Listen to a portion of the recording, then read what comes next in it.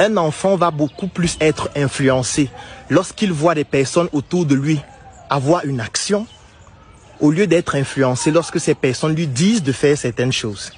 Ça veut dire quoi?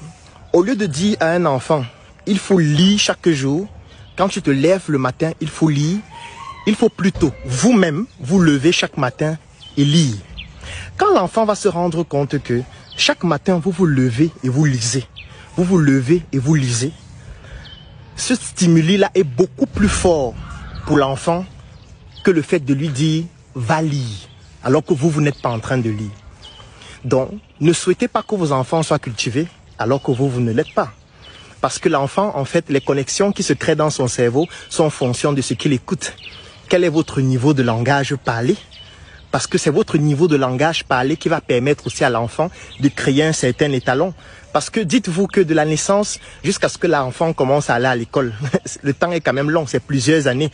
Et je vous ai expliqué que chaque jour, ce sont des milliards de connexions. Donc même avant qu'il n'aille à l'école, il y a déjà un étalon qui va se créer du fait de l'interaction que vous avez eue avec l'enfant. Si vous avez un niveau de langue qui est faible, l'enfant aura aussi cette même influence parce que vous ne pourriez pas lui permettre d'avoir un niveau plus élevé parce que ces connexions sont en fonction de cela. Donc, il est très important que vous puissiez vous-même au quotidien, au travers d'actions, montrer à votre enfant ce que vous souhaitez qu'il devienne. Si vous voulez qu'il pratique une activité physique, pratiquez une activité physique, soit devant lui, soit avec lui. Ne lui dites pas pratique une activité physique et vous êtes en train de dormir en fait. Il faut lire.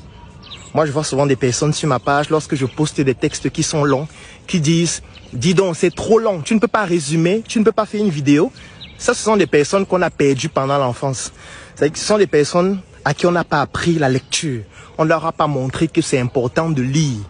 On ne les a pas contraints au travers de stimuli durant ces périodes critiques que la lecture est fondamentale. Du coup, eux, ils sont beaucoup plus intéressés par une vidéo. Et même la vidéo, ça dépend des thématiques. Parce que si c'est une vidéo dans laquelle on raconte l'histoire des gens, on insulte les gens, ils seront contents. Ils peuvent suivre la vidéo pendant 2 jours. Ils peuvent suivre un direct pendant 8 heures de temps. Mais si la vidéo fait 15 minutes, 7 minutes, 30 minutes, dans laquelle on parle de thématiques d'éducation, par exemple, du coup, pour eux, ça devient très long. Pourquoi ?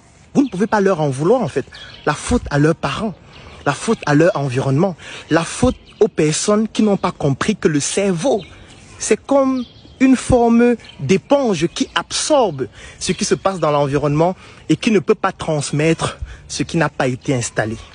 Si vous voulez que vos enfants soient cultivés, lisez vous-même, documentez-vous vous-même, montrez-leur comment ça se passe, amenez-les dans des endroits où on retrouve des personnes cultivées, comme des bibliothèques, comme des conférences, et vous allez vous rendre compte que progressivement, eux aussi, ils vont être cultivés. Parce que malheureusement, on pense souvent que l'école fait tout, mais l'école ne fait pas tout. L'enseignant à l'école, lui aussi, a ses propres frustrations, lui aussi a ses propres connexions. Lui aussi a un agenda, a un programme qu'il suit. Il ne peut pas aller au-delà de ce programme. Donc, il y a un rôle que le parent doit jouer qui est fondamental, qu'aucun enseignant ne pourrait jouer. Il est très important que vous puissiez prendre en considération ces éléments très tôt. Ça ne veut pas dire qu'après 7 ans, on ne peut plus modifier. On peut toujours le faire. Ce sera forcément un peu plus complexe. Mais si vous avez pris conscience de cela, vous pourriez facilement comprendre quelles sont les actions à mettre en place au quotidien pour permettre à votre enfant de s'améliorer. Donc cette vidéo avait pour but de vous faire comprendre que si vous avez des enfants, si vous avez des petits frères, si vous avez des petites sœurs et que vous avez une vision pour ces différentes personnes, montrez-leur vous-même comment ça se passe. Si vous voulez que vos enfants aient de grands projets demain, faites en sorte que très jeunes, ils aient déjà des projets. Vous pouvez dire à un enfant que voilà, ton projet, c'est de faire en sorte qu'il y ait toujours de l'eau disponible dans toutes les bouteilles de la maison. Ça veut dire que quand l'enfant se lève, il sait que dans la maison, aujourd'hui, il faudrait qu'il y ait de l'eau disponible dans toutes les bouteilles. Ça, c'est un projet. Et chaque soir, vous allez évaluer, il y a combien de bouteilles à la maison? Il répond. Tu as rempli combien de bouteilles? Ça a pris combien de temps? Tu as gardé les bouteilles où? Quel est ton stock de bouteilles? Ça n'a l'air de rien, mais ça permet à l'enfant de comprendre déjà directement comment on gère un projet. Et plus il grandit, et plus vous augmentez la complexité de ce qu'il doit faire, vous ajoutez les notions qu'il apprend à l'école dans ses projets. Non seulement ça va lui donner l'envie de continuer l'école parce qu'il va comprendre que ce qu'il apprend à l'école lui permet d'améliorer ses projets.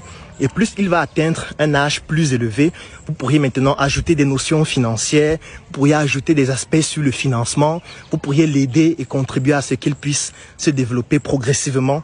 Et tout naturellement, quand il sera plus grand, il sera cultivé, il sera quelqu'un d'inspirant. Et pourquoi pas, il pourra devenir un leader de notre société.